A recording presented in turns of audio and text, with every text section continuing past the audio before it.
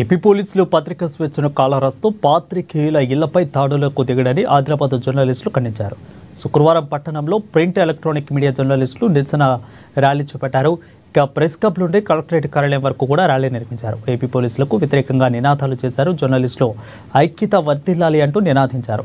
విజయవాడలో ప్రముఖ దినపత్రిక ఎడిటర్ ధనుంజయారెడ్డి నివాసంలో ముందస్తు అనుమతి లేకుండా తనిఖీల పేరుతో కుటుంబ సభ్యులను భయప్రాంతులకు గురిచేశారని జర్నలిస్టులు సురేష్, కృష్ణకాంత్ గౌడ్, ఇక ఫిరోజ్ ఖాన్ ఏపీ పోలీసుల తీరును తప్పుపట్టారు. అనంతరం కలెక్టరేట్ కార్యాలయంలో మెమరాండాన్ని సమర్పించారు.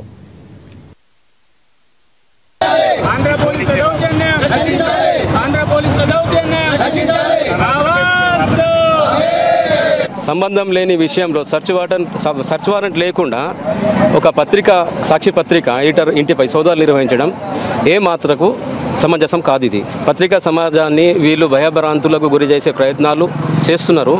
ఇకపై అలా దౌర్జన్యాలు నడవవు. పత్రికా సంఘాలు, ఎడిటర్ సంఘాలు అందరూ మేము ఏకకంఠంతో మేము దీన్ని ఖండిస్తున్నాము.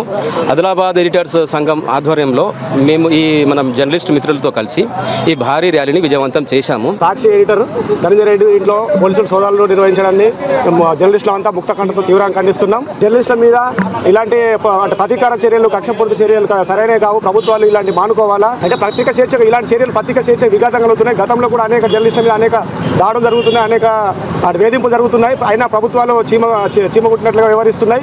ఈ దాడుల పరంపర అనేది కొనసాగుతూనే ఉన్నది. తాజాగా సాక్షి ఎడిటర్ మీద కూడా వాళ్ళ ఇంట్లో పోలీసులు ఆకస్మిక తనిఖీ చేయడంతో పత్రికలు కూడా స్వయం ప్రతిపత్తి కోల్పోయే పరిస్థితి ఉంటుంది. ఇలాంటివి చాలా జర్నలిస్టులు భవిష్యత్తులో భయకంపితులై పనిచేయాల్సిన పరిస్థితులు వస్తాయి. కాబట్టి ప్రభుత్వాలు ఇలాంటి చర్యలను అసలు ప్రోత్సహించకూడదు. ఏ ప్రభుత్వమైనా కూడా ఇలాంటి ప్రతీకార చర్యలు పార్టీల పరంగా ఉండే వేరు, పత్రికల మీద అలాంటి ప్రయోగాలు చేయకూడదు. సాక్షి దినపత్రిక తెలంగాణ, ఆంధ్రప్రదేశ్ ఎడిటర్గా ఆర్ ధనంజయరెడ్డి గారు వ్యవహరిస్తున్నారు.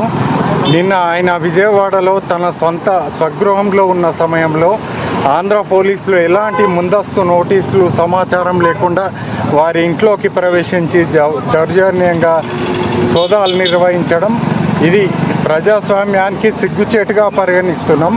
మీకు ఒకవేళ ఏదైనా సోదాలు నిర్వహించేది ఉంటే ముందస్తుగా సమాచారం ఇచ్చి ఒక లీగల్గా అన్ని పద్ధతుల్లో పోతే దాన్ని ఎవరు ఖండించరు.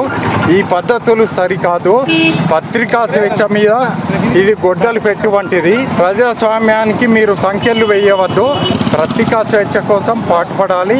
ఈరోజు ఇక్కడ ఆదిలాబాద్లో ఆ సందర్భంగా ర్యాలీ నిర్వహిస్తున్నాం. జర్నలిస్టు సంఘాలు, మిత్రులు అందరూ కలిసి